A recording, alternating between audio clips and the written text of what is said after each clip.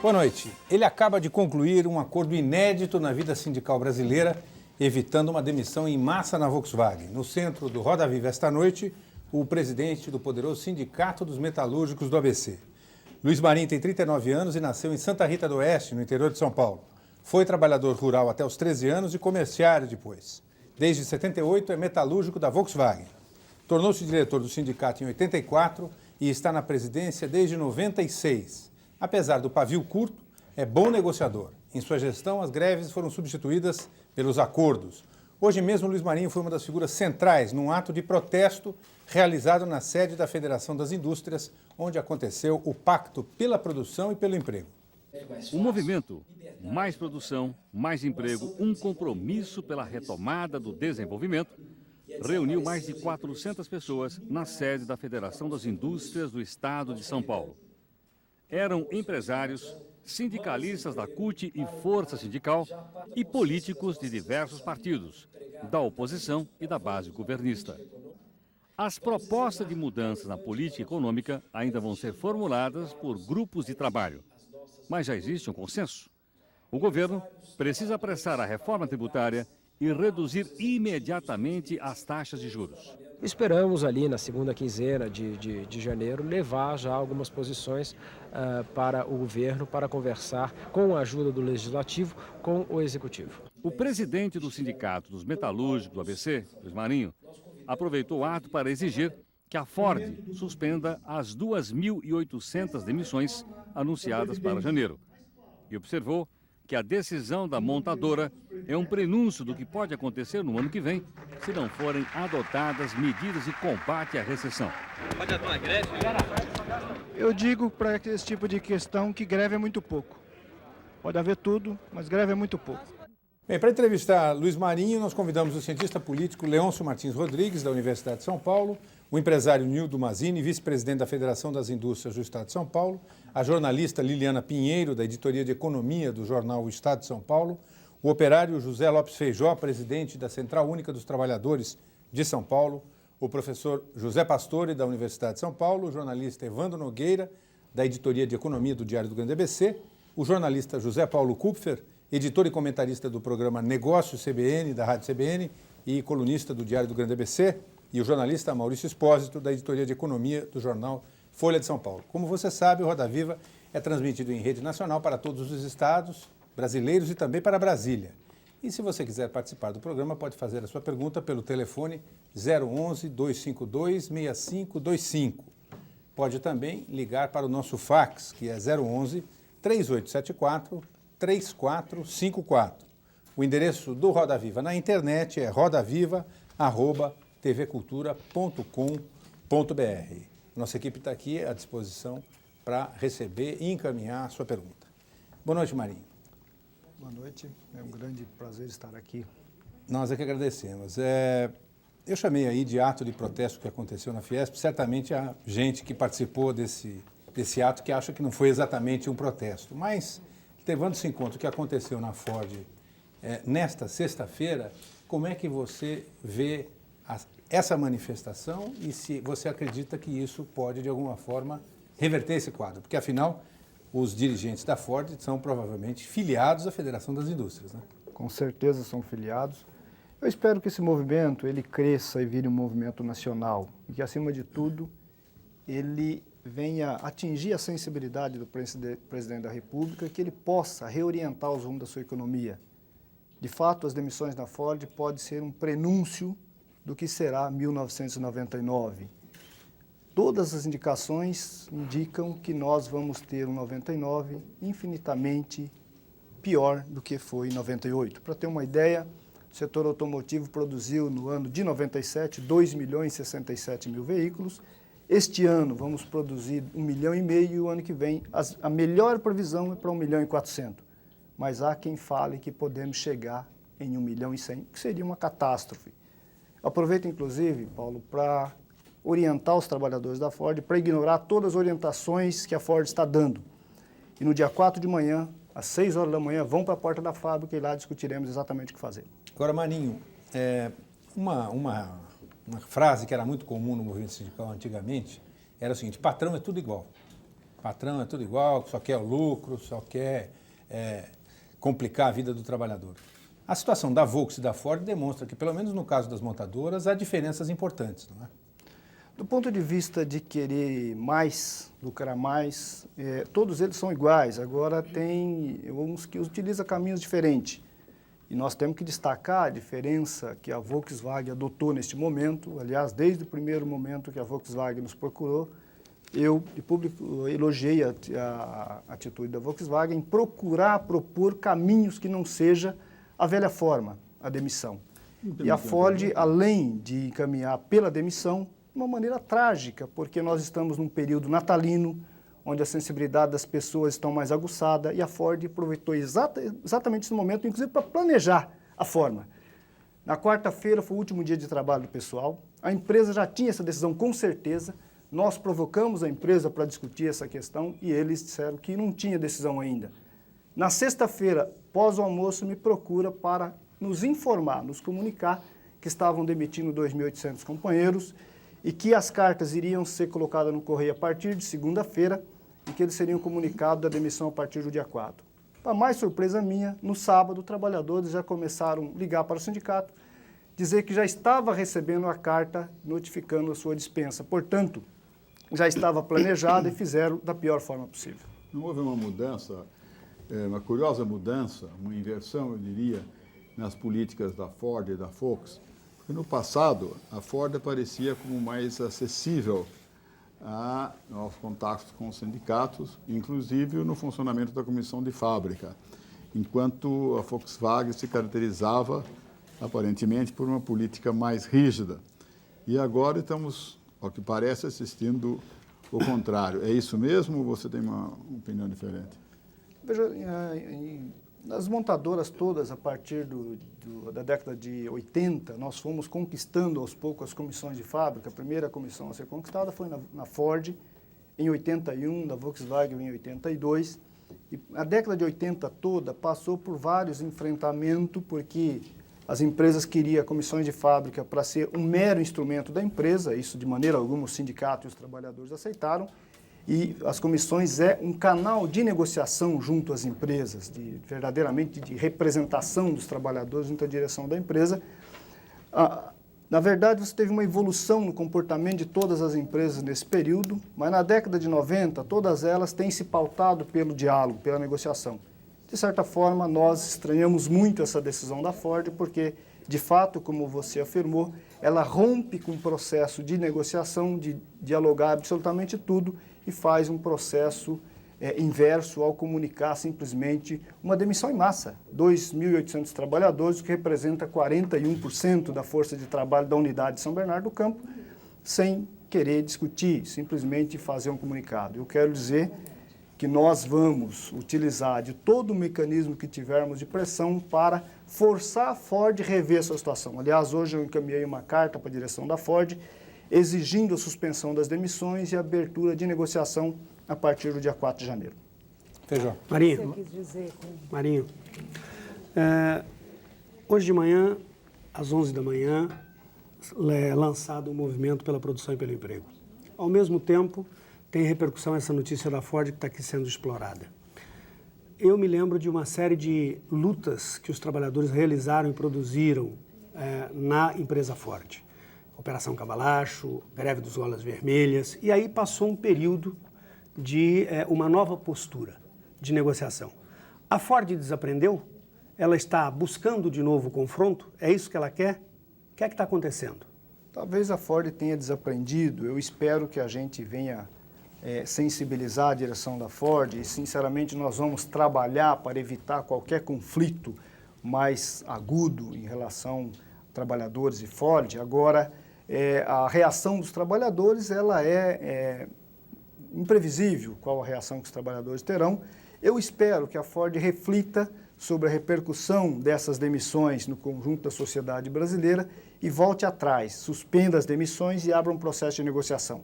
O sindicato provou, tanto nas várias negociações que tivemos, mas em especial da Volkswagen deste ano e do início deste ano também com a própria Volkswagen, de que ele está preparado e capacitado para construir alternativa desde que o outro lado esteja com essa disposição. Marinho, Por que a Ford quer mandar embora 40% do seu pessoal? São incompetentes? Estavam brincando aqui, essa onda toda que, enfim, aqui tem um grande mercado, Mercosul, América Latina. Por que querem mandar embora 40% da força de trabalho de repente? Eu creio que isso combina com o tamanho da redução do mercado. De fato, quando nós produzimos o ano passado 2.067.000 veículos, conjunto do mercado brasileiro, este ano 1,5 milhão e a previsão para o ano que vem é ser menor ainda, pode estar combinando com essa redução. Quer dizer que todo mundo, todas as montadoras vão demitir 40% do seu pessoal acompanhando a redução da produção de carros? Pode ser que não, pode ser, você tem várias empresas que fizeram o seu ajuste de uma forma ou de outra, mas tiveram mais inteligência para discutir o ajuste, para negociar, para fazer de forma voluntária, para negociar com os trabalhadores aposentados o seu processo de saídas, uma construção desse processo de ajuste. Sim, mas o que é? É custo mais alto? Menos mercado? Por que está acontecendo isso? Há um ano atrás, 2 anos atrás, as previsões eram de produção de 3 milhões de veículos no Brasil, nem se sabia bem onde que iam entrar tantos carros. O tamanho do mercado... Havia uma grande febre, fábricas vinham para cá, empresas estrangeiras todas puseram um pé aqui. O que aconteceu e o que vai acontecer? É um problema de produção menos eficiente no Brasil? Qual é a parcela de culpa do trabalhador brasileiro nisso também? A parcela de culpa do trabalhador brasileiro nenhuma, absolutamente nenhuma. Ele é muito eficiente? Nós trabalhamos com a mesma capacidade e qualidade que trabalham os trabalhadores europeus, norte-americanos, japoneses. Depende de qual o nível de investimento que a empresa faça no processo tecnológico, no processo de montagem. Agora, o que está acontecendo nessa tua pergunta, para responder essencialmente ela, é dizer o seguinte: nós estávamos num processo de crescimento do mercado e esse mercado caiu por uma incompetência de gestão na política econômica do governo. A política econômica que aponta a redução do tamanho do mercado e as fábricas estão ajustando de uma forma ou de outra. A Volkswagen ajustou fazendo uma negociação de redução de jornada. A Ford está ajustando, demitindo. E é inaceitável a forma que a Ford está fazendo. Eu acho que ela poderá estar fazendo além do necessário. Mas, Marinho, porque se você comparar... se sair, de fato, renovação da frota, se o governo voltar atrás e retomar algumas iniciativas do ponto de vista da política econômica, nós podemos... Esse negócio de renovar a frota não é uma tremenda de uma mamata? Nós podemos discutir isso daqui a pouco, talvez. Não é uma grande de uma mamata? De maneira alguma. O que vai acontecer com a frota, se quiser discutir lá agora, é o seguinte: existe no Código Nacional de Trânsito a obrigatoriedade da inspeção veicular. Muitos proprietários de carro antigo serão impedidos de rodar com seus carros. O que se propõe com a renovação da frota é que ele seja incentivado a trocar o seu veículo velho por um veículo novo.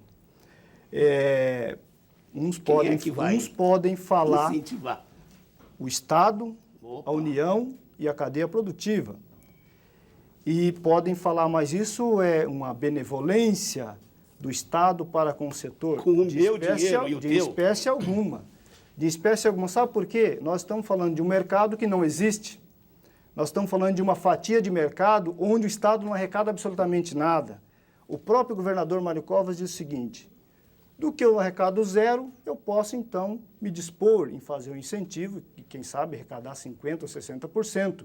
Portanto, o Estado está ganhando, porque ele não iria arrecadar nada, porque esse carro não seria vendido. E é com essa linha de raciocínio que vocês vão chegar no governo federal, no momento desse, que está se falando de ajuste fiscal, de aumento de arrecadação, vão chegar no governo federal e falar: olha, por favor, governo federal, me isente ou me reduz o IPI. Só completando, esse é o argumento? Só completando.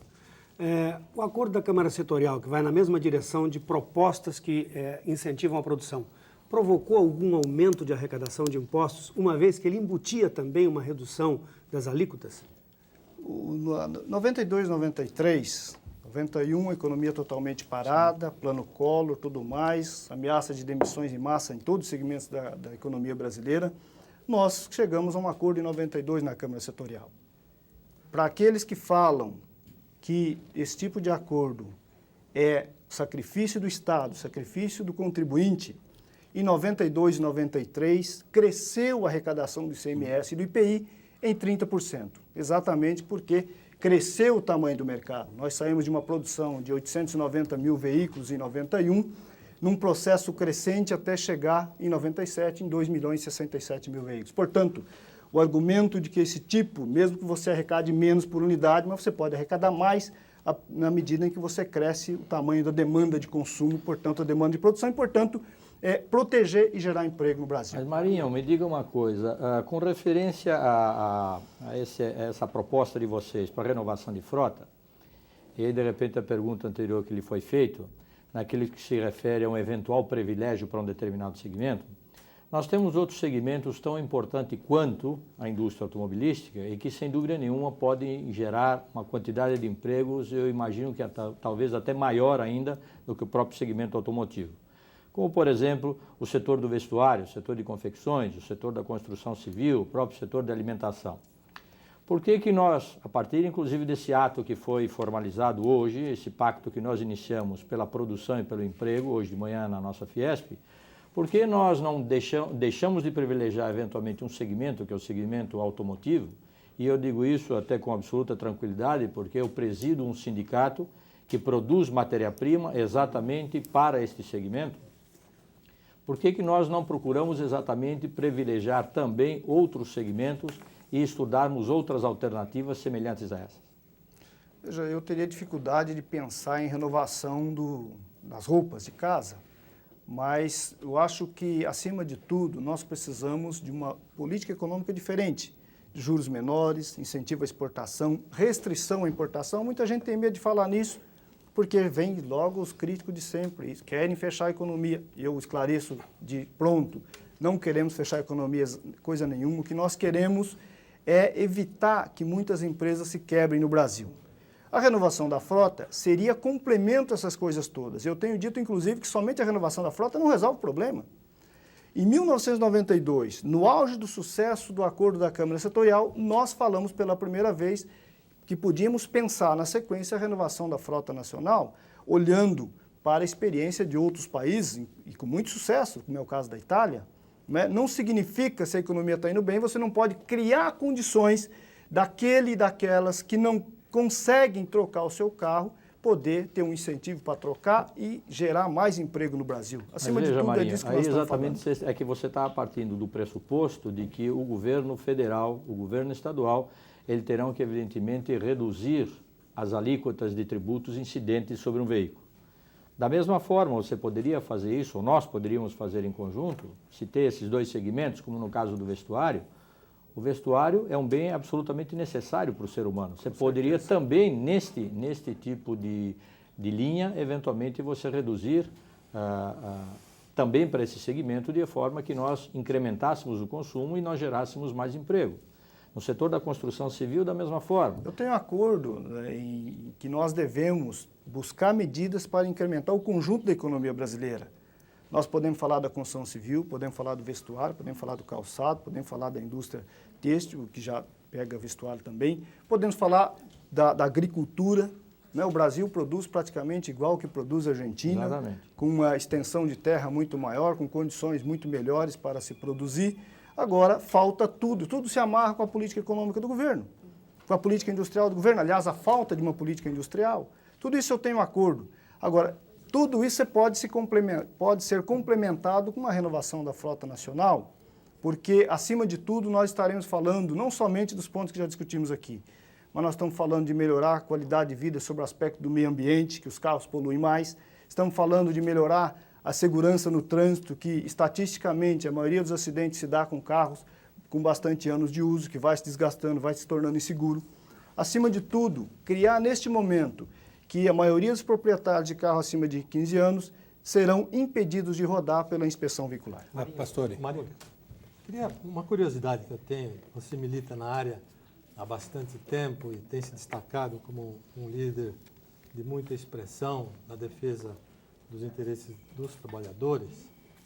E é claro que a geração de emprego depende do crescimento econômico. Você mesmo está aqui registrando essa queda do crescimento econômico como um dos principais fatores do desemprego atual.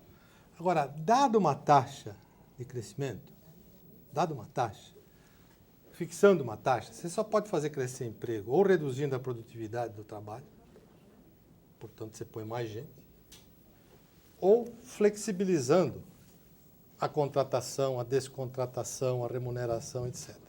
A primeira alternativa é impensável, porque evidentemente se você baixar a produtividade, a empresa perde competitividade, fecha e acabam todos os empregos. Só resta a segunda, que me parece que é essa que você está trilhando e acabou de fazer agora com a Volkswagen, de encontrar maneiras mais flexíveis de poder ajustar a realidade atual àquilo que é tolerável dentro da economia. E você vive realidades bastante díspares. Por exemplo, um ferramenteiro que trabalha na Fiat e que tem a mesma qualificação daquele que trabalha na Ford, que trabalha na Volkswagen, e que tem a mesma produtividade, ele ganha 40% menos do que aquele que trabalha no ABC. E a Fiat não se instalou no ABC por causa disso, foi lá para Betim. Então, dentro dessa linha de flexibilidade, a pergunta é, será que nós vamos esperar que as fábricas do ABC continuem saindo, mudando para outros lugares? Ou será que, com a sua liderança e com a liderança de outros dirigentes sindicais, essas inovações que você está iniciando agora poderão se multiplicar? E a minha curiosidade é o seguinte, quando você lutava por salário, no tempo de inflação alta, em que as campanhas salariais eram empolgantes, porque você ia atrás de reajustes de centenas, de 100%, 200%, 300%, hoje a luta é por 1,5%, como os bancários acabaram de fechar. Eu pergunto a você como líder sindical, é mais difícil lutar por salário ou é mais difícil lutar por emprego? Como é que você vê essa mudança na estabilidade da economia e também da recessão naquilo que é o seu papel como dirigente sindical? Essencialmente, o ponto principal hoje do movimento sindical brasileiro e do mundo é a questão do emprego, sem dúvida nenhuma essa. Eu só chamo a atenção que nós devemos tomar cuidado na história da flexibilização. É real que os sindicatos têm que negociar, têm que buscar alternativas, construir alternativas para evitar o desemprego. Agora, é errado nós partirmos de um ponto que vamos flexibilizar tudo, que isso está resolvido automaticamente. Não está, muito pelo contrário, pode piorar ainda mais. Você pode criar trabalho semi-escravo, você pode criar condições muito danosas para a vida dos trabalhadores. Nós temos que tomar cuidado com isso. Ou você esperaria aumentar o salário do ferramenteiro da Fiat? Acima de tudo, nós precisamos, inclusive, olhar para essa questão do poder aquisitivo. Vamos imaginar que nessa tua lógica a gente fala, bom, então vamos reduzir o salário de todo mundo do estado de São Paulo que ganha mais do que nas outras regiões do país. O que nós estamos fazendo automaticamente para o dia seguinte? Nós estaremos derrubando o tamanho do mercado de consumo. Estamos derrubando o tamanho do mercado de consumo, nós estaremos derrubando a demanda de produção e, consequentemente, gerando desemprego. Então, nós temos que tomar cuidado com esse negócio, né? Nós precisamos criar condições que as negociações dos sindicatos tenham validade, mas garantindo onde os sindicatos não têm a organização, que a validade da lei rígida tenha validade, né? Porque senão nós estaremos não tendo compreensão exata do nosso país, que é um verdadeiro continente, tem as diferenças no Brasil inteiro. Então, tomar um pouquinho de cuidado com isso. Vamos, sim, discutir e negociar todas as alternativas que passem por flexibilização ou não e que passem por proteção do emprego, da manutenção e geração do emprego, mas precisamos chamar a atenção, inclusive dos empresários, para a importância do poder aquisitivo dos trabalhadores, porque, acima de tudo, é ele que garante o consumo e, acima de tudo, que o consumo é que verdadeiramente garante a demanda de produção e, consequentemente, o emprego. Em relação às alternativas que você pensou do início, é evidente que nós vamos propor diminuir a produtividade dos trabalhadores. Seria impensável propor isso. Mas é muito lógico discutir a necessidade, conforme a evolução da produtividade, discutir a redução da jornada de trabalho sem redução de salário, para compensar e manter o emprego com crescimento econômico. Isso não é pensado num processo onde a economia está em baixa, como é o caso do Brasil. Então, nós acho que temos mecanismo, se o governo topar, de discutir alternativas para a retomada do crescimento da economia e fazer um conjunto, um acordo global que passe por geração de emprego, por manutenção de emprego, e as várias questões que estão colocadas no momento desse. Marinho, tem uma questão. O teu acordo com a Vox já não abre esse precedente para várias empresas e vários sindicatos negociarem a redução de poder aquisitivo do trabalhador? Não abre um precedente para a Ford também, nessa negociação que vocês estão querendo iniciar agora, a partir de janeiro? Se a Ford quiser fazer a mesma negociação da Volkswagen, eu tenho toda a disposição de encaminhar junto aos trabalhadores. Acima de tudo, quem decide qualquer negociação é o conjunto dos trabalhadores, é a Assembleia que decide essa questão. Aliás, a Volkswagen, na primeira consulta, a Assembleia não teve condições de tomar a decisão, dividiu, porque faltava elementos de esclarecimento. No segundo momento, autorizou e onde saiu essa negociação. Nós não estamos, no acordo da Volkswagen, reduzindo o poder aquisitivo dos trabalhadores. Há uma redução de jornada e salário, mas há um processo de compensação com o PLR, participação dos resultados, e o reajuste 2,98, distribuindo em 12 parcelas iguais, que mantém para 87% do efetivo da Volkswagen a renda de mês a mês, portanto, mantendo o poder aquisitivo dos trabalhadores. Acima disso, um pequeno prejuízo da ordem de 4% em média, o que é bastante razoável com as contrapartidas que nós conquistamos com o acordo da Volkswagen, ou seja, a efetivação de 900 companheiros do contrato por tempo determinado. Acima de tudo, uma visão de longo prazo para os próximos 5 anos da garantia de emprego combinado com os mecanismos que nós criamos, ou seja, nos próximos 5 anos, abertura de voluntariado, então sai quem tomar a iniciativa de sair. E para o aposentado, que estão prestes a aposentar, sabe que ao se aposentar tem mais 3 anos de emprego garantido na Volkswagen. Esses mecanismos, junto com outros mecanismos, é que dá a segurança da condição de fazer um acordo com a Volkswagen. Se a Ford quiser, eu estarei disposto a remeter à Assembleia um acordo dessa natureza. Marinho, no acordo com a Volks, em nenhum momento consta essa garantia de emprego. Você não tem medo que todo esse acordo, numa primeira crise aí de mercado, caia por terra? Em absoluto não tenho. Não tem nenhuma cláusula que fala está garantido o emprego por X tempo. Não. Eu estou afirmando que não há. Mas tem 2 cláusulas que dá visão e elas conjuntamente dá esta garantia dos próximos 5 anos. São que é exatamente, civilizados que é exatamente a cláusula que dá garantia aos aposentados nos próximos 5 anos. Ao ele se aposentar, ele tem mais 3 anos de emprego, está garantido na cláusula, e uma outra cláusula que está garantido que tem voluntariado aberto nos próximos 5 anos. Penso que essas cláusulas combinadas dá a garantia de emprego para os próximos 5 anos. Jamais nós vamos aceitar que, menos essas 2 cláusulas, que outros trabalhadores sejam demitidos. Senão, não teria sentido fazer essas 2 cláusulas. Aí eu volto. Qual é a reação possível se a Volks quebrar esse compromisso que foi mais verbal? Não é verbal, e no caso tá da no Ford, acordo. o que você quis dizer com greve, neste caso, é pouco? Eu não direi, antes do dia 4, quais as possibilidades. Eu disse, nós não temos como prever, é imprevisível a reação dos trabalhadores. Eu acho que greve, neste caso, de fato é pouco, é muito pouco, fazer uma greve de 30 dias, de 60 dias, e daí? A Ford pode muito bem utilizar desse período para esvaziar seus estoques, já que eles estão tão altos, não é? Então, ela seria ineficaz, nós temos que pensar em medida mais eficiente, mas não será hoje que eu lhe direi. Marinho, nós vamos fazer um rápido intervalo e o Roda Viva, com o presidente do Sindicato dos Metalúrgicos do ABC, volta daqui a instantes. Até já.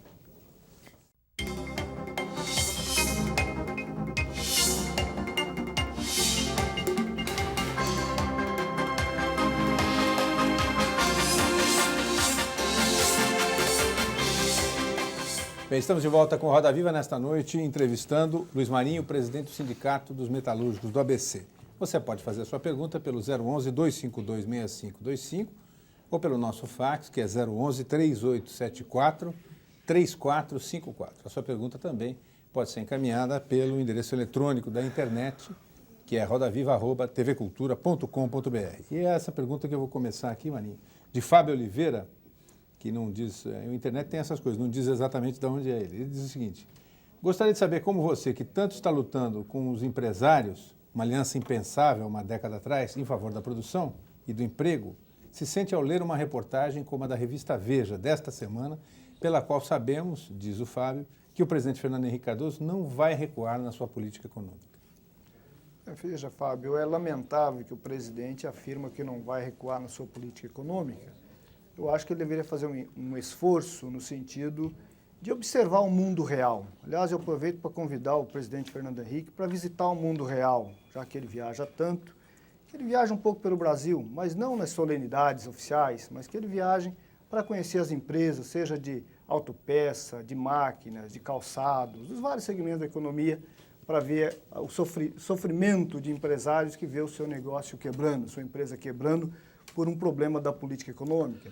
Para visitar os trabalhadores e trabalhadoras, pais e mães de famílias, que vê o seu emprego, perder seu emprego, e especialmente nesse momento de Natal, de Ano Novo, e não ter como atender um pedido, um choro do seu filho por um brinquedo. Ou melhor ainda, observar que nós estamos aumentando a população debaixo de ponte, de viaduto, debaixo de árvore em praça pública. Talvez pudesse sensibilizar o presidente da República da necessidade efetiva de abaixar os juros de forma drástica para melhorar a competitividade da produção nacional, pensar numa política industrial que venha trazer incentivo à produção e, acima de tudo, condições para manter e gerar emprego no Você Brasil. acha que o presidente faz isso de caso pensado? Quer dizer, ele diz assim, puxa vida, eu vou complicar a vida do empresário e do trabalhador e vou elevar o juro. De maneira nenhuma. Eu não acho que o presidente Fernando Henrique ele faça isso de forma como saco de maldade que disse o Gustavo Franco. Acho que não é esse o caso. Mas ele é levado a pensar por sua equipe econômica e toda a equipe do governo que o cerca e não dá condições efetivas para levar em condições de refletir o mundo real. Mas é isso que levou você falar na Veja, Marinho? Eu penso que o presidente da República tem lá os seus equívocos na condução da política econômica. Ele disse, aliás, não adianta pressionar pela demissão do Gustavo Franco. Aliás, eu acho que isso é o de menos. Se ele mantém ou não mantém o Gustavo, mantém ou não mantém o Malan, isso é o de menos, porque não importa quem lá esteja, o que importa é qual linha de política econômica que nós iremos adotar. Leôncio. E a política econômica que nós estamos adotando no Brasil privilegia os banqueiros internacionais, não privilegia a produção e, portanto, nós temos que reclamar. Eu só espero que o movimento cresça para criar condições de diálogo com o Fernando Henrique e não ele mandar os recados de Brasília que, olha, não pressione que não vai resolver. Eu espero que ele seja como democrático, que ele diz que sempre foi, que um negociador que tem dimensão da importância do diálogo, que ele dialogue com o movimento e venha buscar alternativa, é o que nós estamos propondo. Buscarmos juntos alternativa. Eu não acho que o governo é todo poderoso e que ele sozinho sabe o que fazer. Eu acho que a oposição, acho que o setor produtivo, acho que os trabalhadores têm como contribuir com essa discussão. Não, Marinho, olha, seguramente no caso da presente crise, há uma porcentagem de perda de empregos que se deve à política econômica. Há uma porcentagem que eu acho que é estrutural, que se deve a mudanças tecnológicas. Em todo o mundo, o setor metalúrgico diminui, perde empregos numa proporção brutal. E os sindicatos metalúrgicos, que haviam sido sindicatos de ponta, acabam cedendo espaço a sindicatos, geralmente do setor público. Então, há uma parte de perda que ocorrerá, e já vinha ocorrendo no setor automobilístico, em razão da automação das linhas de montagem, os progressos tecnológicos, até a terceirização e um conjunto de mudanças que estavam ocorrendo. Mas o que eu queria perguntar agora, uma pergunta a você. Notem, os sindicatos, em toda parte, se opuseram às políticas ditas de flexibilização.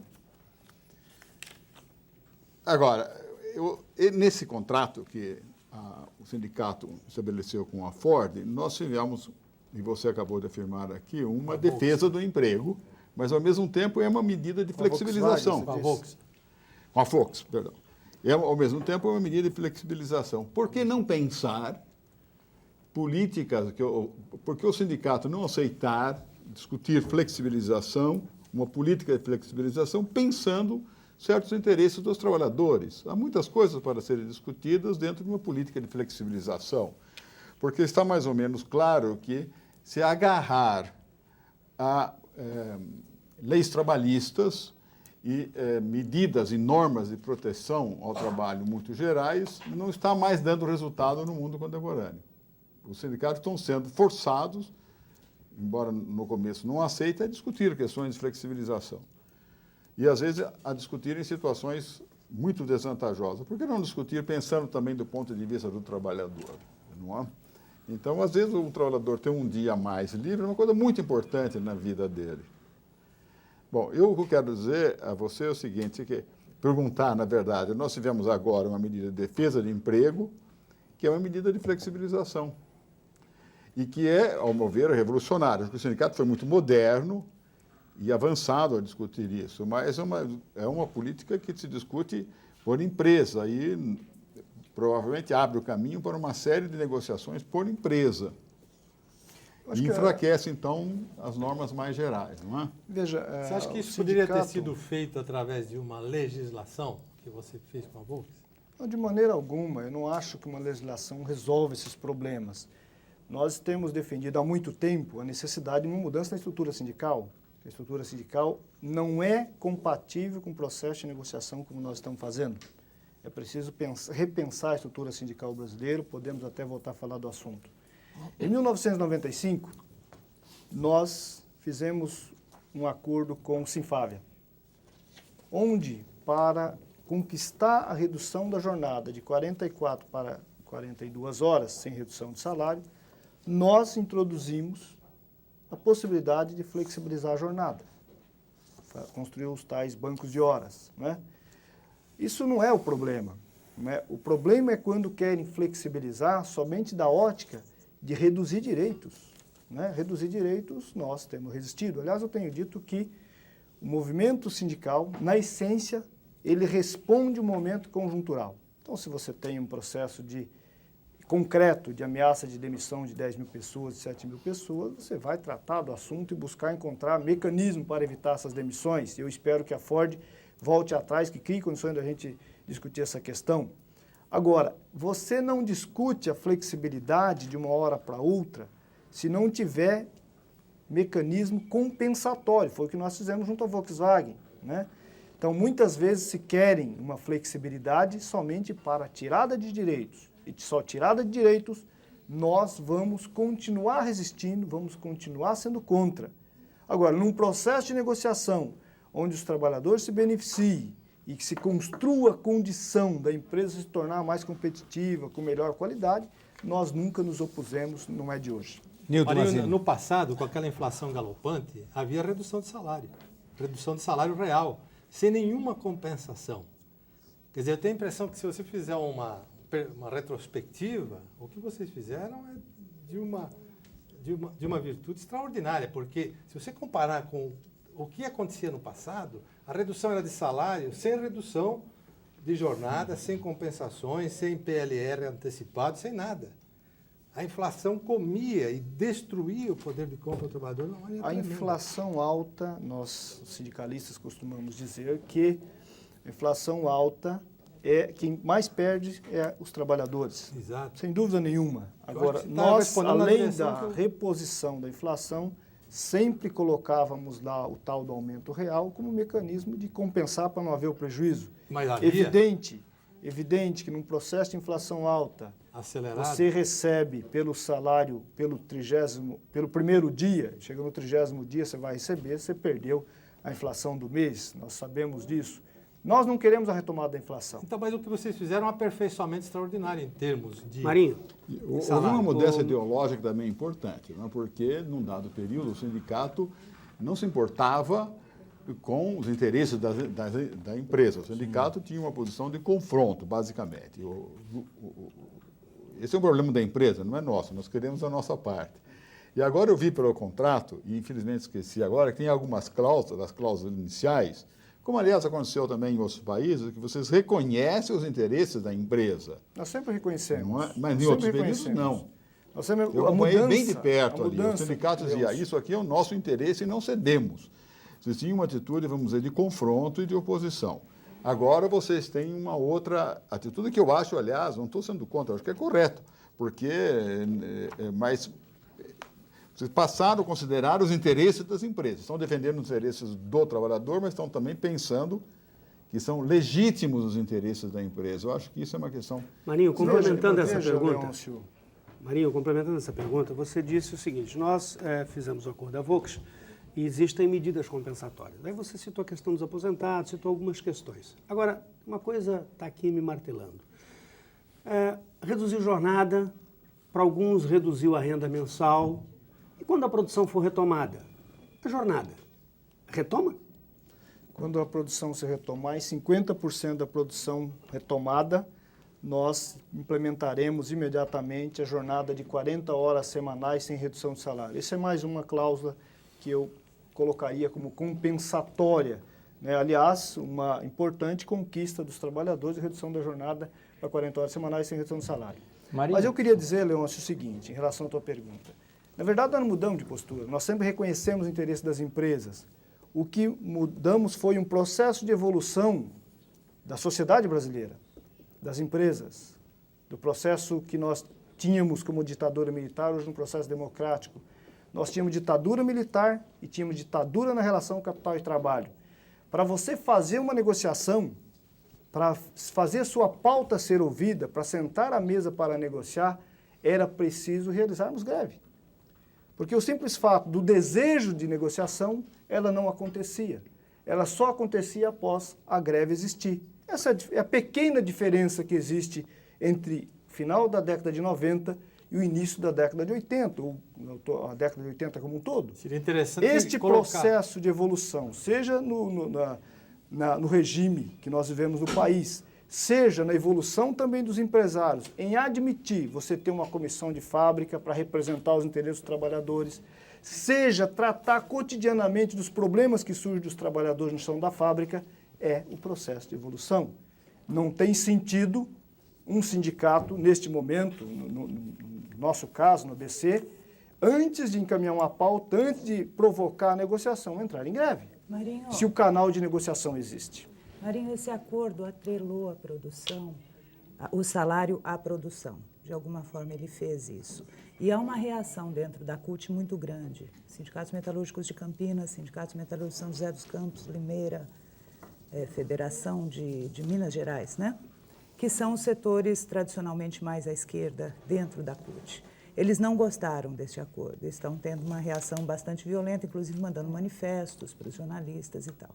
Como é que você vai lidar com isso dentro da CUT? Como é que você vai explicar Como isso? sempre lidamos, não há problema em lidar com esse nível de divergência dentro da CUT, dentro do PT, dentro de outros partidos que compõem, os seus militantes compõem a Central Única dos Trabalhadores, não há problema, essas divergências sempre houve, é muito salutar.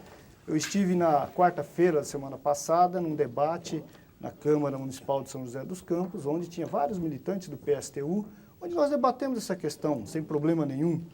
Não é? Tem a história que muita gente viu o bonde passar e não viu, não pegou e nunca mais pegam. Então acontece com muita gente, dentro da CUT também. Né? Na CUT tem lá suas divergências, tem lá seus problemas, mas isso nós trataremos com muita tranquilidade. Acima de tudo. A gente pode Acima chamar... de tudo, quem determina como eu atuo não é a direção da CUT, não é os militantes que discordam de mim. Quem determina a minha atuação, a atuação da diretoria do sindicato que eu represento como presidente, é as Assembleias de Trabalhadores. E os princípios E a Assembleia de Trabalhadores definiu que nós deveríamos negociar, respeitando os princípios da CUT, que diz o seguinte, o principal princípio da CUT, quem determina é a decisão de trabalhadores, e foi o que aconteceu. Pode-se dizer que esse acordo, esse caminho, essa tendência que a tua Assembleia está revelando é uma aprovação do sindicalismo de resultados? Qual é a diferença entre a CUT e a Força hoje? Sindicatos sempre foram sindicato de resultados. No mundo inteiro e em toda a história do sindicalismo no mundo. Estou falando da expressão que mostrava a fronteira, a diferença entre a força sindical e a CUT. Eu não estou falando das palavras, evidentemente. Se criou um conceito falso no Brasil de o que é sindicalismo de resultado e o que não é sindicalismo de resultado. Qual é o certo, a diferença entre o sindicalismo que a CUT pratica e o da Força é que a Força adere ao primeiro governo que tiver no poder. Ao primeiro. Foi assim com o Collor de Mello, foi assim com o Itamar Franco, foi assim com o Fernando Henrique. Seria assim com qualquer outro governo. Menos com Lula. Não é? Não sei. Eu tenho minhas dúvidas. Se não seria assim também, tenho minhas dúvidas. Se não fosse Lula, se a adesão também não aconteceria. Não é? A CUT tem suas visões, tem suas defesas, mas, acima de tudo, o que a CUT tem como pensamento da maioria da CUT, e que respeita a decisão de Assembleia dos Trabalhadores. E é assim que nós estamos procedendo neste caso. Agora, na essência, todos os sindicatos lutam e buscam resultados. Aliás, como qualquer ser humano normal na face da Terra. Nildo Mazini. Ei, Marinho, divergência à parte entre CUT e Força Sindical, o que Mas nós a Força verificamos... Sindical não foi hoje oficialmente no ato, né? Quando seria de se esperar que tivesse junto, não foi, estava lá o logotipo, mas pelo que eu li do Medeiros, ela não compareceu oficialmente. Na realidade, aí eu acho que está estabelecido um engano, porque nem Força, nem CUT haviam acertado de estarem presentes. Não, mas tinha uma enorme faixa que aparece na matéria com o logotipo da Força Sindical. Sim, é verdade, da mesma forma como tinha abaixo do Sindicato dos Metalúrgicos do ABC, tinha lá também filiado à CUT. Nem por isso significava que a CUT estivesse presente. Eu estive juntamente com Horácio Laffer-Piva na CUT a semana passada e na Força Sindical. E evidentemente isso foi exatamente um primeiro passo, né? E demos hoje de manhã, através exatamente do Sindicato dos Metalúrgicos do ABC, presidido pelo Marinho, e através do Sindicato dos Metalúrgicos de São Paulo, presidido pelo Paulinho. Mas o que eu, evidentemente, verifico, o que acontece, lamentavelmente, com essas demissões de trabalhadores, e nós estamos falando de Ford e estamos falando de Volks. Parece que o problema está absolutamente restrito a essas duas grandes empresas. Isso, lamentavelmente, não é a realidade. Isso está acontecendo em empresas de porte médio, empresas de porte pequeno e empresas de porte micro. Tal é exatamente a demonstração que os próprios números do próprio IBGE efetivamente mostram. Então, o que eu verifico, e tenho a certeza que exatamente vocês também, é que isso efetivamente é resultado da atual política econômica. E conforme você muito bem disse, nós não estamos pedindo para mudar pessoas, estamos pedindo para mudar a política econômica. Nós tivemos um problema o ano passado, a nível mundial, adstrito à Ásia, esse ano tivemos com a Rússia, e o que nós, na realidade, verificamos, quando você olha esse mundo globalizado, é que os países que tiveram problemas foram exatamente aqueles países que tinham problemas internos. E é exatamente por essa razão que nós estamos pedindo para mudar isso. Quando nós falamos basicamente sobre o problema de juros, é porque nós estamos verificando que o juro elevado ele está destruindo o país, e isso é fácil nós entendermos quando nós verificamos que a dívida mobiliária brasileira em 94, quando se iniciou o Plano Real, era cerca de 59 bilhões de reais, ou 7% do PIB, está agora em 41,5% do PIB e vai, com o plano de estabilização fiscal feito aí pelo governo, em que prevê uma taxa de juro médio ano que vem de 22, depois 17 e 13, nós vamos chegar daqui a 3 anos, lamentavelmente, com uma dívida mobiliária de 475 bilhões, ou seja, 51,5% do PIB. O que hoje é 42, vai virar quase 52. E pior do que isso, fala-se de juro e, na minha visão, o governo ele usa o juro como escudo para tentar forçar o Congresso, porque ele diz, só depois de determinadas medidas é que eu baixo o juro. Eu já reiteradas vezes, conversando com o governo, eu sempre perguntei de que juro você fala. Porque quando nós vimos a privatização que foi feita, nós verificamos que, através do próprio BNDES, vários financiamentos para empresas estrangeiras foram feitos para privatizar com taxas de juros de 7% a 8% ao ano, prazo longo e carência. Nós, empresários, muitas vezes ficamos na fila do BNDES quase um ano para conseguir qualquer tipo de financiamento. Pior do que isso, e já perguntei exatamente ao governo aonde ele arrumou o dinheiro para fazer o financiamento dos estados, que foram quebrados por N governos, em que financiaram os estados com 30 anos de prazo e 6% de juro ao ano. Então, quando eu pergunto de que taxa de juros se fala, exatamente eu me refiro a isso. Porque há condição, sem dúvida nenhuma, do governo baixar a sua taxa de juros, principalmente para o setor produtivo. O que acontece é que ele, infelizmente, não o faz. Gostaria até de ouvir um pouco o seu comentário daquilo que vocês, evidentemente, através do teu próprio sindicato e da própria CUT, e como vocês têm analisado essas taxas de juros? Nós achamos que o governo, primeiro, para ver um pouco mais de número e significado, o governo iniciou seu mandato com uma dívida pública interna de 61 bilhões, hoje está ultrapassando a casa dos 350 bilhões, e a maior parte desse crescimento se dá por conta de pagamento de juros, que, aliás, o governo adotou uma taxa de juro alto para poder captar recursos fora, que agora foram tudo embora. Então não há também a justificativa que não dá para reduzir a taxa de juros porque senão perde capital. Quem tinha que sair já saíram. Não é? Então não é essa a preocupação. O governo tem, eu acho, na minha opinião, concordo plenamente com a sua, que o governo tem condições de reduzir a taxa de juros. Nem vale a pressão para o Congresso, porque o governo teve a maioria do Congresso, do primeiro dia do mandato ao último fim do mandato, do primeiro mandato, está entrando no segundo mandato também com maioria da bancada de sustentação, não pode nem dizer que não fizeram as reformas, porque o Congresso, sei lá o quê. Não é? Quando ele quis aprovar, nem que teve, mesmo que teve que pagar R$400 mil o voto, mas ele comprou, que foi a reeleição. Então, onde está a desculpa de que a reforma tributária, que as reformas não saem porque a oposição não tem visão, coisa parecida? Me parece que falta vontade política do governo para fazer as reformas que ele acha necessário fazer. Acima de tudo, me parece que nem proposta real de reforma tributária o governo tem no Congresso. Então, esse é o problema.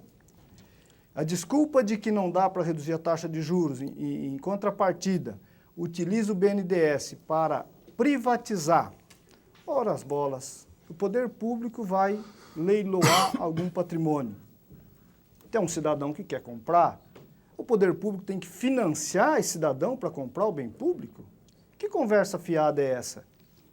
Enquanto você citou um exemplo, você na fila, mas eu e o deputado Jair Meneghelli estamos acompanhando um empresário há 1 ano e meio que está tentando um empréstimo no BNDES. Não é para pagar dívida, não.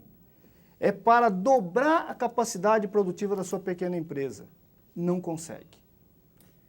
Quando eu estive no dia 22 de janeiro com o presidente da República, eu citei o problema das autopeças no Brasil, mas ele disse, mas Marinho, nós temos um excelente programa do BNDES negociado junto com o Sindipeça. Eu disse, olha, presidente, então é preciso colocar o BNDES nessa discussão para a gente colocar em prática o excelente programa que o BNDES tem junto com a Autopeças. Porque as pequenas empresas não conseguem sequer passar na porta do BNDES. Empresas que não precisam conseguem. A Mercedes conseguiu empréstimo. A BASF conseguiu empréstimo. As empresas para privatizações conseguem empréstimo para comprar bem público. Mas a pequena empresa, o Marinho, proprietário de uma pequena empresa, o investidor, não consegue fazer. Por que você acha que a Mercedes consegue e a pequena empresa não consegue? Incompetência dos técnicos, má vontade com a empresa brasileira, são subornados, são corruptos. Por quê? Isso não é política Olha, econômica. eu quase tive que responder um processo, porque numa entrevista que eu concedi ao Estado de São Paulo, onde uma frase mal colocada de minha parte, o presidente do BNDES me processou. Mas por incompetência do departamento jurídico deles, não formularam bem o processo, ele foi arquivado. Qual era essa frase? Eu não vou repetir aqui para não ser processado. Eu já vi que o Marinho está... O pavio do Marinho está bem administrado. Por que tem essa diferença? Eu acho que falta orientação política por parte do governo de qual é o papel do BNDES. E um dos pontos do movimento que nós estamos fazendo junto à Fiesp e o Sindicato dos Metalúrgicos de São Paulo, queremos crescer isso, queremos a participação da Força Sindical, queremos a participação da CUT, das CGTs, queremos que cresça esse movimento para outros estados, é rediscutir o papel do BNDES. O BNDES, acima de tudo, tem que se transformar num banco de fomento. Aliás, é esse o seu motivo de existir, que infelizmente não tem sido assim. Nós, portanto, precisamos rediscutir o seu papel. E acho que falta, acima de tudo, orientação política do presidente da República para isso. Marinho, a gente está às vésperas agora de criação do Ministério do Desenvolvimento, a famosa panaceia para os males da nação aí. O que esse ministério tem de fazer que o MICT não fez e por que tantas críticas e críticas de gente pesada aí como o senador Antônio Carlos Magalhães? E, Marinho, eu também só queria completar a pergunta dele. Todo esse movimento, você não teme que ele se esvazie logo após a indicação de um ministro do desenvolvimento e uma redução mais pontual nos juros e perca a força disso? Eu creio que não, porque o Ministério do Desenvolvimento, o famoso Ministério da Produção, não resolverá o problema. Você tem razão, Evandro, quando fala o Ministério da Indústria e Comércio não poderia responder para isso? Claro que poderia. Agora, quem tem determinado como se dá as coisas no Brasil tem sido a área econômica. Então, eu tenho dito o seguinte, não adianta criar um Ministério do Desenvolvimento, não adianta criar um Ministério da Produção. Aliás, o presidente Fernando Henrique tem tratado as coisas assim, tem um problema, vamos criar um ministério para essa área. Não resolve. O que precisa, acima de tudo, é uma determinação política de que todas as áreas do governo, independente de qual área seja, o objetivo é um novo padrão, uma nova visão, acima de tudo, se preocupando com a questão do emprego. Por mais que o governo tenha falado na questão do emprego, ele não tem dado o tratamento que esse tema merece. Aliás, no ano passado, em vários momentos, o governo anunciou medidas de geração de emprego. Se analisar, todas as medidas não geraram um único emprego no Brasil, porque, infelizmente, o governo não tem dado a importância que esse tema merece. Feijó. Marinho, hoje no lançamento do Movimento pela Produção e pelo Emprego, muitos dos discursos buscaram preservar o presidente da República. Quer dizer, o Brasil vai mal, esse governo elevou a taxa de desemprego de 10% para 20%, tem gente que já acha que vai começar a sentir saudade no próximo semestre dessa taxa de 20%, porque a coisa vai piorar. Mas a impressão que passa é o seguinte, toda essa desgraça está acontecendo, o programa de comércio exterior do Brasil é um desastre, a política econômica interna é um desastre, mas o presidente não tem culpa. Quem é que tem culpa? O povo. De repente é o povo que tem culpa por ter elegido esse presidente, ter elegido esse governo, quem sabe, não é? Aliás, o governo tem tido uma prática de, olha, é culpa da globalização, é culpa das crises da Ásia, crise da Rússia e o Brasil. O Brasil administrou mal a sua política. O governo, no mandato que está terminando, pensou uma política que segurasse a inflação baixa, que é elogiável, que segurasse o valor do real, que é elogiável, mas criou distorções na economia e uma verdadeira armadilha que nós estamos metidos nela agora. Ou seja, criou uma defasagem extraordinária em relação ao dólar real, dificultando a exportação, facilitando a importação. O Mazzini pode falar muito bem desse assunto, né? O governo aumentou de forma demasiada os juros para atrair capital especulativo.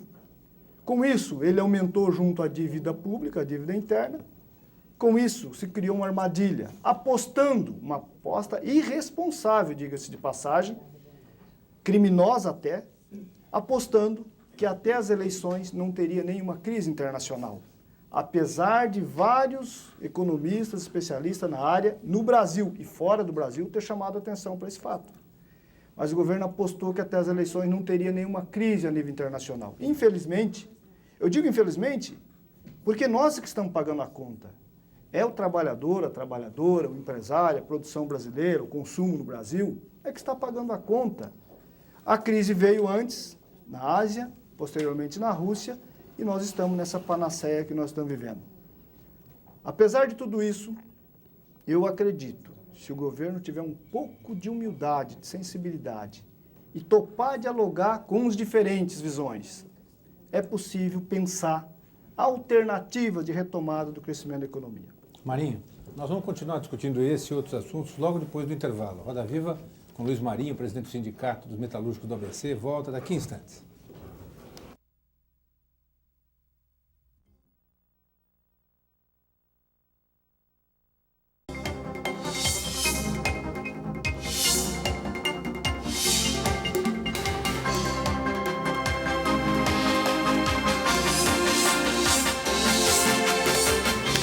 Continuar com Roda Viva, que hoje entrevista Luiz Marinho, presidente do Sindicato dos Metalúrgicos do ABC. Você pode fazer sua pergunta pelo telefone, por fax e pela internet. O telefone nosso é 011-252-6525, nosso fax 011-3874-3454 e o endereço do Roda Viva na internet é rodaviva@tvcultura.com.br. Aliás, justamente pela internet, Marinho, veio a pergunta de André Bicudo Larrubia, de Ribeirão Pires, e pergunta o seguinte: como é que você vê o fim da contribuição compulsória para os sindicatos e se, na sua opinião, o que os sindicatos precisam fazer, vão ter de fazer para sobreviver depois do fim dessa contribuição compulsória, que em muitos casos garante que sindicato que não tem nenhuma expressão tenha bala na agulha, né? Isso se junta com a questão da reforma, propalada reforma sindical, se me permitiria agregar uma questão. Como é que você está vendo a questão da reforma sindical? Eu vou ser mais específico. O problema da pluralidade sindical. Como é que você resolveria praticamente essa questão? Eu, desde que me conheço por gente, eu ouço falar na reforma sindical e ela não passa. Não é? Nesse atual governo foi um ponto totalmente esquecido. Houve algumas iniciativas setoriais de flexibilização da jornada de trabalho, mas na área sindical, de fato, não houve nada de importante. Como é que você vê os problemas envolvidos aí? Um pouco para, se me permite mais 1 minuto ou 30 segundos, ou 20, para indicar o que estou pensando. Nós temos uma estrutura montada. Se as contribuições que são obrigatórias caírem, como é que fica essa estrutura? Como é que fica a questão da representatividade sindical se, porventura, nós tivermos mais de um sindicato? Quem representa quem? Eu vi a proposta da CUT, seria o sindicato mais representativo, mas o outro não receberia mais nada, não participaria das negociações. Vamos supor que um sindicato recebesse uma votação de 51% num dado local de trabalho, ou que teve 49% está jogado de lado. Como você vê, como encaminhar um processo de mudança que dê garantias aos trabalhadores, porque de toda maneira a legislação existente é uma legislação que oferece alguma garantia no momento de vacas magras. Como você vê, então, uma transição que levasse ao fim do modelo corporativo, sem que nós tenhamos uma situação de catástrofe geral na área sindical? Primeiro eu vou responder a pergunta do telespectador. De fato, a minha posição, a posição do sindicato que eu represento, da CUT, é favorável ao fim, não somente da contribuição compulsória. Vocês já devolvem, aliás, do imposto sindical, uma parte, mas também o fim da unicidade sindical, que é o fim do sindicato único por município. Único, aspas. Vou explicar depois por que aspas. Mas o nosso sindicato tomou iniciativa, aliás, não só o nosso sindicato dos metalúrgicos do ABC, o sindicato dos bancários de São Paulo, aliás, 1 ano antes que nós, o sindicato dos eletricistários de Campinas, há mais tempo do que os metalúrgicos e do que os bancários, vão à justiça e, a partir de uma liminar, estão impedindo já há alguns anos o desconto do imposto sindical para todos os trabalhadores e trabalhadoras. Para todos também em tese, mas tem as famosas categorias diferenciadas, por isso que eu falo que o sindicato único em tese. A Volkswagen, a Ford, a GM, qualquer empresa grande que pegarmos serve como exemplo, você tem lá o sindicato dos metalúrgicos do ABC. No caso, nós fizemos um acordo com a Volkswagen. Todos pensam, bom, tem lá na Volkswagen somente o sindicato dos metalúrgicos, mas não. Tem lá as secretárias, os desenhistas, os projetistas, os engenheiros, os vigilantes, várias categorias, que é considerada categoria diferenciada, que para esses a liminar não vale. Não vale a vontade de, olha, nós não queremos... Do acordo vale? Do acordo vale porque a empresa negocia o acordo, reconhece o sindicato como único do ponto de vista da representação sindical. Então vale para todos. Sim. Mas esses sindicatos, na maioria das vezes, com raras exceções, eles somente recebem o imposto sindical. Não tem. Qual a força que o sindicato das secretárias teriam perante a Volkswagen? Ou o sindicato dos jornalistas, para os funcionários, trabalhadores lá da Volkswagen, na profissão de jornalista, de assessor de imprensa? Qual a força que esse sindicato teria? Só recebe o imposto sindical. Não é? Só recebe o imposto sindical. E dos metalúrgicos que não tem, né? Então nós achamos que deve acabar o imposto sindical. Deve mudar a estrutura sindical como um todo, o fim da unicidade sindical. Achamos que deve acabar o poder normativo da Justiça do Trabalho, mudar o papel da Justiça do Trabalho no Brasil, não é? achamos que deve, aí talvez eu vou falar de uma pequena divergência com a proposta oficial da CUT encaminhada para o governo. Do que a pergunta que você se referiu, Leôncio, de se só vale o sindicato que receber 51% dos votos ou 51% dos associados. Eu acho que se acabar a unicidade sindical, surgirá automaticamente a pluralidade sindical, portanto, mais de um. Nós vamos brigar, batalhar para ser único, onde nós somos único hoje, para ter hegemonia, assim como a Força e a CGT, onde são hegemonia, vão brigar para continuar sendo único. Mas eu acho que a prática vai ser mais forte e vai ter 2 ou 3 sindicatos, a depender de qual região. Veja, Marinho. Eu não vejo problema com isso. E mais, que acaba, veja, acho você que acaba, quem representa... me permita, só um segundinho, acabou a contribuição sindical, tudo bem. Mas os sindicatos, na verdade, estão tendo a contribuição negocial ou assistencial. Mas vamos supor que numa dada empresa não tem mais a contribuição sindical. Quem é que fica com a contribuição negocial? Se não tem nenhum sindicato lá dentro... Não, vamos supor que tenha 3. Então, veja, eu acho que a evolução, quando tiver o pluralismo sindical, a única receita que os sindicatos terá, e terá que se virar com essa receita, será a mensalidade. A contribuição dos seus Quanto associados... é a mensalidade hoje, Marinho? Do sindicato que eu represento, 1,5% da folha. 1,5% da folha? Por mês? Do associado. Por mês? Exatamente. Dá 18% ao ano? Não, dá 1,5%. Dá 1,5% ao ano? Você tira 1,5% todo mês? Sim, dá não é 1,5%. cumulativo. Dá 1,5% disso. Você soma o salário do ano, desconta 1,5%. Então, e a contribuição sindical quanto é que é por ano? É um dia de salário? Um dia de trabalho por ano. Então dá 0,2%. É isso. Um dia por 365. Então 0,2 é o atual. Agora a contribuição associativa é 1,5. 7 vezes mais hoje. É com isso que o sindicato mantém as suas atividades. Veja, o sindicato que tem a contribuição sindical hoje, ele tem a contribuição sindical, eu conheço vários, não vou citar, mas tem a contribuição sindical, a mensalidade, a contribuição assistencial e taxa confederativa. Tem sindicato que tem 4 taxas. Eu acho que essa farra tem que acabar. Mas eu quero falar, priorizar... Mas o Leôncio perguntou, quando tiver 3 sindicatos, 3 negociais? Possivelmente, se você tiver a taxa negocial, que pode ser mantida, então a mensalidade, uma outra taxa, o nome inclusive é indiferente, você tem que distribuir proporcionalmente ao número de associados. No início que eu disse que poderia divergir um pouco do que fala a proposta oficial da CUT entregue ao governo.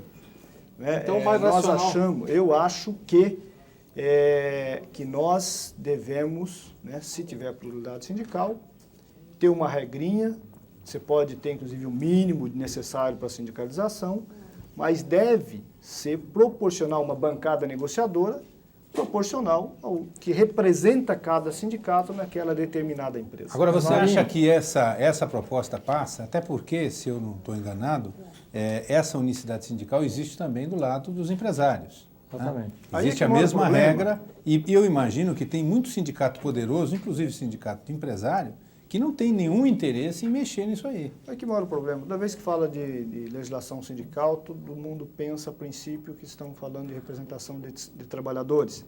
Esquece que muitas vezes tem lobbies pesadíssimos da indústria, não dos sindicatos patronais, mas das grandes confederações, que muitas vezes pressionam para que não haja. E não só confederações dos empresários, mas confederações dos trabalhadores. As antigas confederações oficiais estão aí, e elas é que jogam pesado no Congresso Nacional, jogam pesado junto ao governo para isso não andar. Você acha que passa isso, que muda? Eu acho que nós precisamos criar condições para passar. Quando nós resolvemos abrir mão do imposto sindical, através inclusive de medida judicial, não é porque o sindicato do ABC é poderoso e não precisa de dinheiro. Aliás, nós estamos numa pindaíba danada.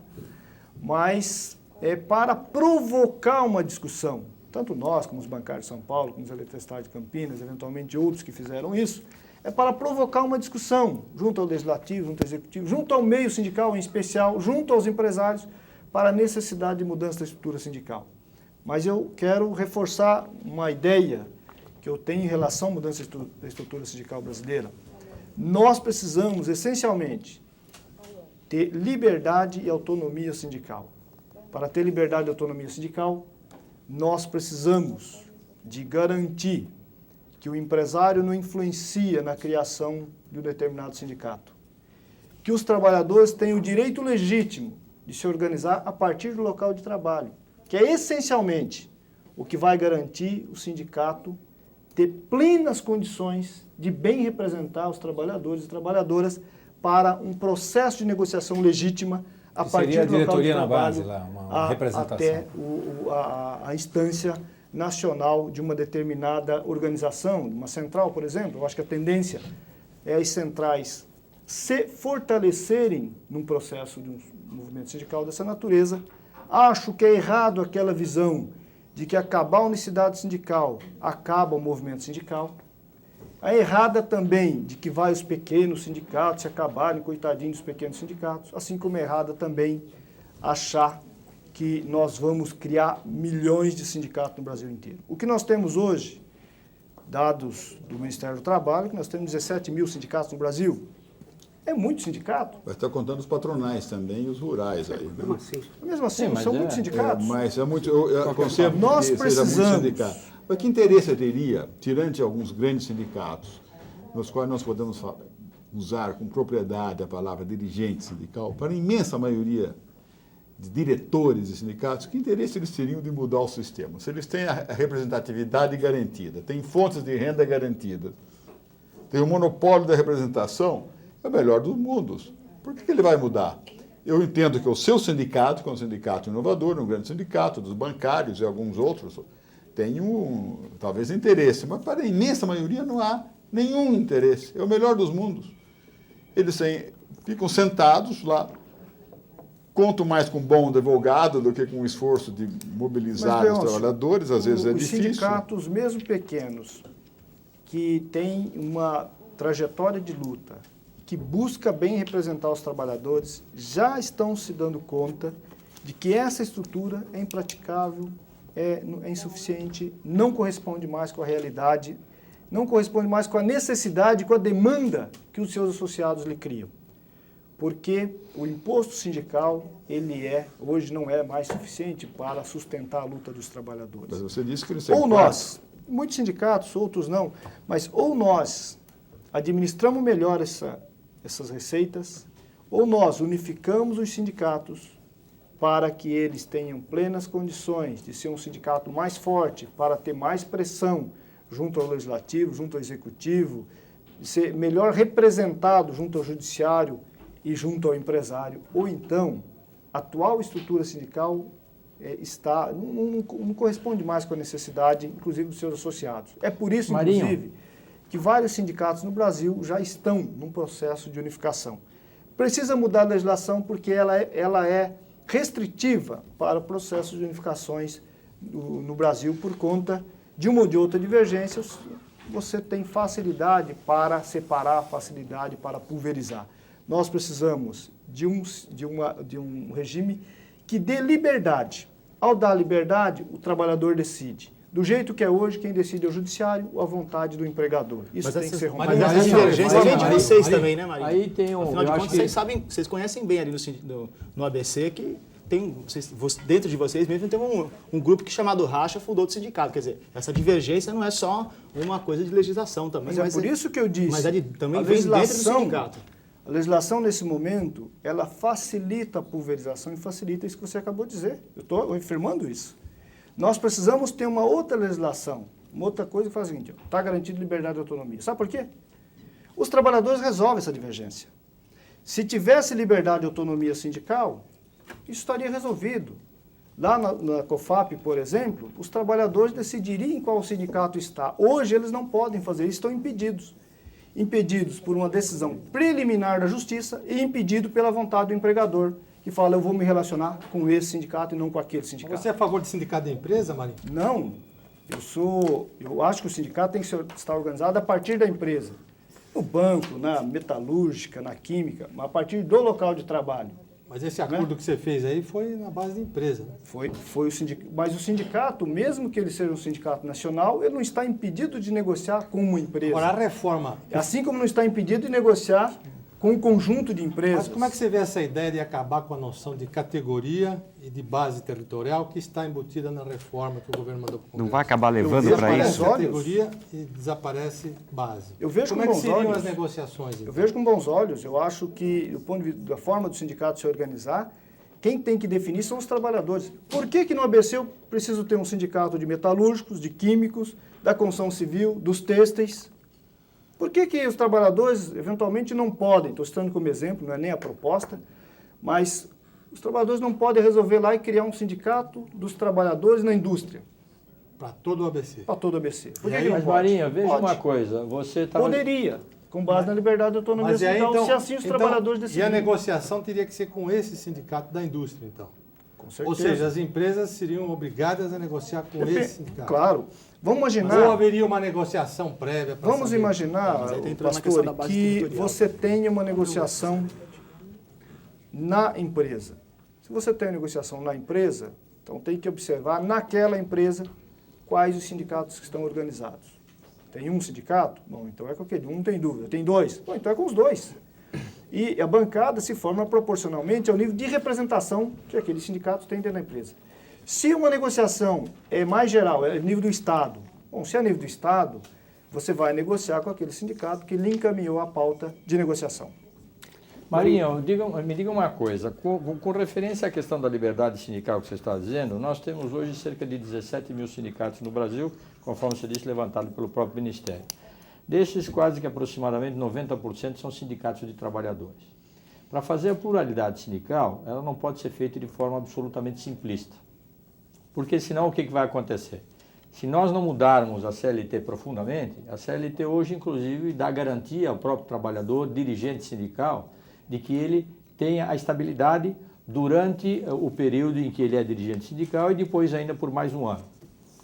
O que vai acabar acontecendo, e que lamentavelmente ainda a gente tem visto, mesmo com esta falta de liberdade sindical que você alega, é que vão ser constituídos uma quantidade infindável de sindicatos, única e exclusivamente para que os seus dirigentes tenham a estabilidade na empresa onde eles trabalham. E muitas vezes, inclusive, além de ter a estabilidade, nem tenham a necessidade, inclusive, de trabalhar na própria empresa. Pior do que isso ainda, como a legislação não prevê a quantidade de diretores que um sindicato de trabalhador deve ter, se você tem hoje no teu sindicato, eventualmente, 10 diretores titulares e 10 suplentes, você pode amanhã ou depois, mesmo que possa considerar um exagero o que eu estou dizendo, mas é que o interesse é a estabilidade, você tem uma diretoria com 100, eventualmente, dirigentes titulares e mais 100 dirigentes suplentes. E que aí toda essa quantidade de trabalhadores acabam ficando estáveis. Com isso, você acaba inviabilizando a própria empresa, porque esse tipo de trabalhador acaba se dedicando muito mais à sua função de líder sindical do que trabalhador na empresa. Então nós precisamos mudar e também, se for o caso, acabar com esse tipo de estabilidade do trabalhador para que a gente possa ter essa pluralidade sindical. Marinho, só para complementar.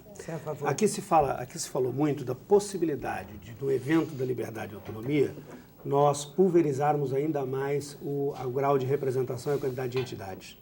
É absolutamente impensável num país como o Brasil, exemplos do tipo que estão ocorrendo na Alemanha, na Itália, na Espanha, em vários países do mundo, em que a tendência tem sido exatamente ao contrário, ou seja, unificar centrais, unificar setores inteiros, incorporar sindicatos. Há até comentários muito sérios de que na Alemanha, no próximo período, possivelmente nós tenhamos apenas 3 sindicatos nacionais.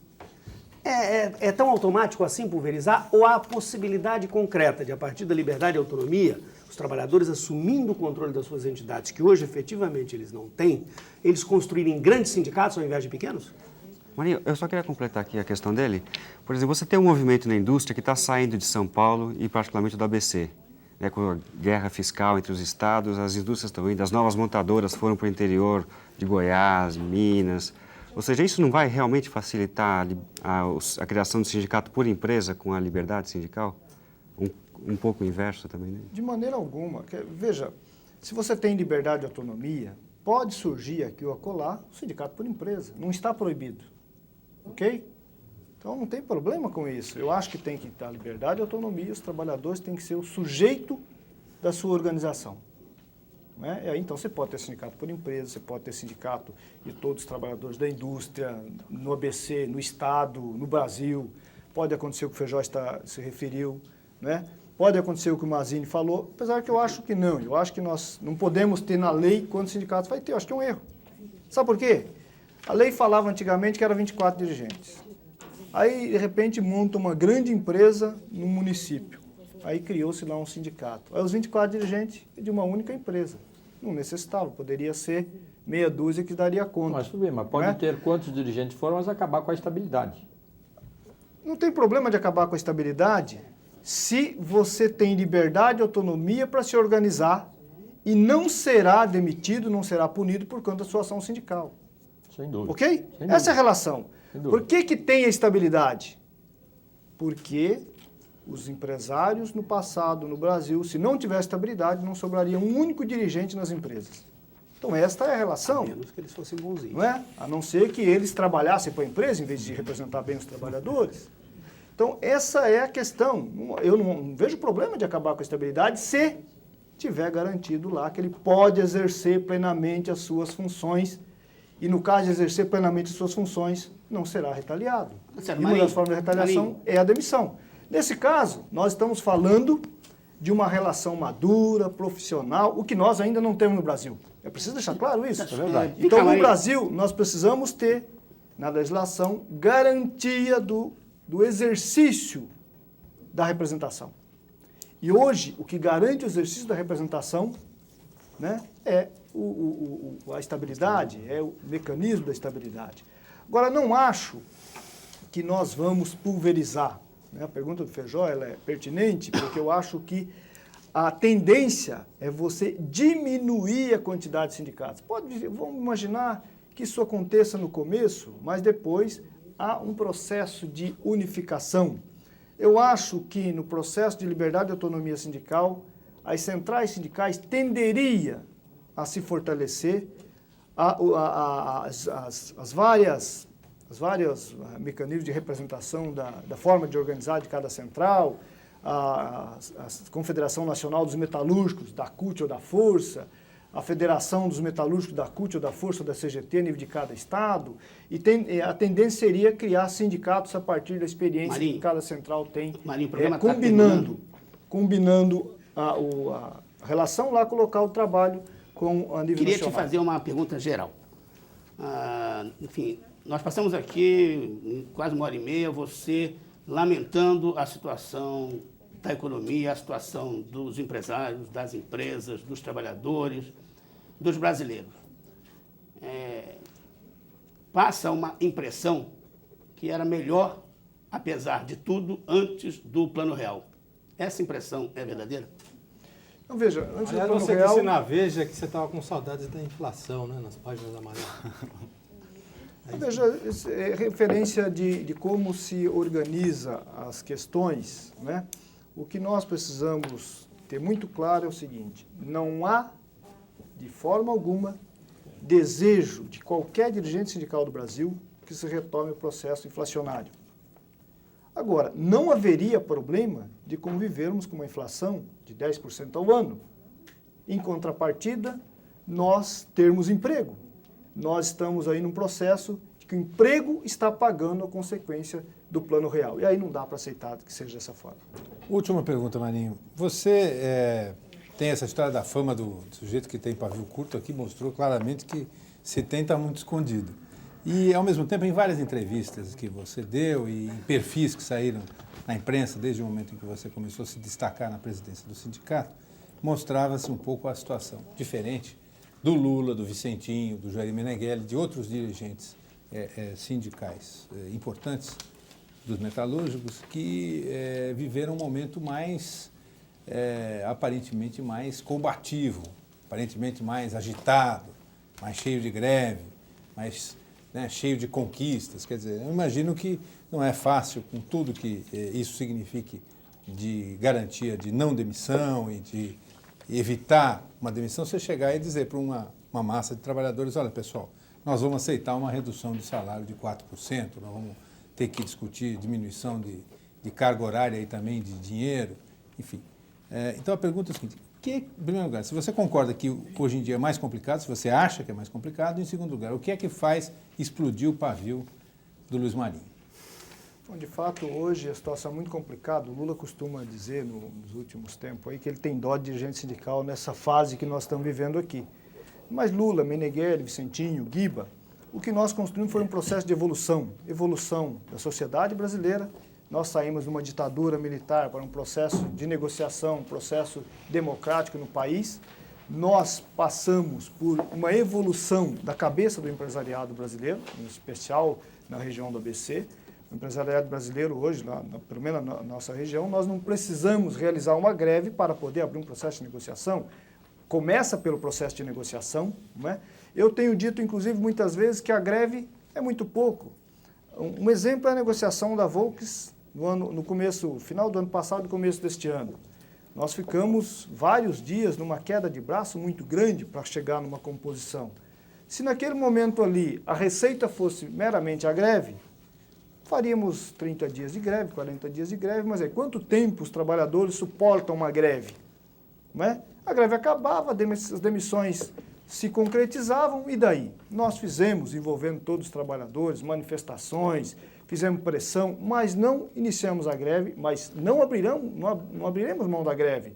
A hora que necessário lançar a mão dela, em especial que se a empresa está com uma produção alta, você tem condições efetivas de, com a greve, pressionar a empresa. Num processo de produção baixa, você tem que encontrar outros mecanismos, ou seja, discutir o seu produto, boicote ao produto, a imagem e tudo mais. Na Volkswagen, ano passado, ela, numa pesquisa depois, constatou que a sua imagem saiu muito arranhada, teve que fazer uma grande propaganda de publicidade para retomar a imagem. Então, hoje, esse tipo de pressão é mais eficiente do que, eventualmente, a depender do momento conjuntural, uma greve. Veja, lá atrás, falar da imagem com o mercado fechado, certamente não teria o mesmo peso que nós temos hoje. Então você precisa descobrir, como evolução da sociedade também, quais os mecanismos de pressão que você tenha. Veja, o meu pavio, ele é ultimamente bastante controlado depois de passar por muitos testes na vida. Não é evidente que eu tenho uma origem lá atrás do italiano, então o sangue italiano às vezes esquenta, não é? Mas é preciso saber qual o momento que você pode explodir. Tem que aprender a dominar esse negócio também. A experiência da vida vai ensinando essas coisas. Marinho, muito obrigado pela sua entrevista, obrigado aos nossos entrevistadores, a você que está em casa. E o Roda Viva volta na próxima segunda-feira, sempre às 10h30 da noite. Uma boa noite, uma boa semana, um bom Natal e até lá.